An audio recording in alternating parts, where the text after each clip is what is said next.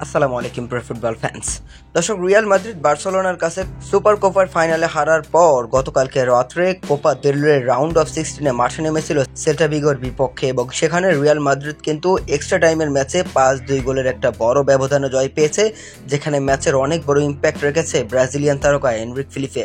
মূলত Enrique Philippe 108 minute এবং 119 মিনিটের মাথায় দুটো গোল করেছেন, যা সত্যি অসাধারণ ছিল। এবং এনরিক ফিলিপে দুটো গোল করার পর প্রমাণ করলেন যে তিনি এখনো হারিয়ে যাননি, যে তিনি আছেন এখনো। মূলত এনরিক ফিলিপে কিন্তু 79 মিনিটের মাথায় মাঠে নেমেছিল এবং সেই 79 মিনিটের মাথায় মাঠে নামার পর তিনি 120 মিনিট পর্যন্ত খেলেছেন, সেখানে তিনি দুটো গোল করেছেন, যেখানে রিয়াল মাদ্রিদের হয়ে গোলের দেখা পেয়েছেন শুরুর দিকে কিলিয়ান এমবাপ্পে, হাফ টাইম পর ভিনিসিয়াস জুনিয়র।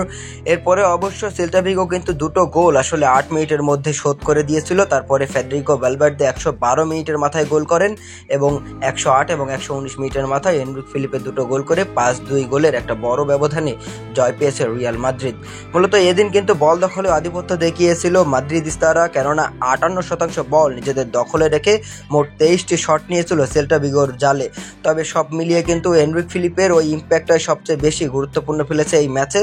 এবং এনরিক ফিলিপে সাবস্টিটিউট হিসেবে নেমে যে খেলা দেখিয়েছেন, সত্যি এনরিক ফিলিপে টাইমারও ডিজার্ভ করেন, এটা বুঝিয়ে দিলেন যেন আনচেলত্তিকে। মূলত কোপা দেল রে রাউন্ড অফ 16 সিঙ্গেল লেগের এই ম্যাচে এনরিক ফিলিপের রিয়াল মাদ্রিদ সেল্টা ভিগোর বিপক্ষে 5-2 গোলের বড় ব্যবধানে জয় পাওয়ার পর তারা কিন্তু এখন কোপা দেল রের লাস্ট 8-এ পৌঁছে গিয়েছে। এবং রিয়াল মাদ্রিদের এই জয়টা কতটা গুরুত্বপূর্ণ ছিল এটা হয়তোবা কার্লো আনচেলত্তি নিজেও জানেন, কেননা বারবার বার্সেলোনার কাছে যে ধরাশায়ী হয় এবং সুপার কোপার ফাইনালে বার্সেলোনার কাছে হেরে অনেক সমালোচিত হয়েছিল কার্লো আনচেলত্তি। তাই এই ম্যাচ জিতে তিনি তার জবাবটা যেন দিয়ে দিলেন।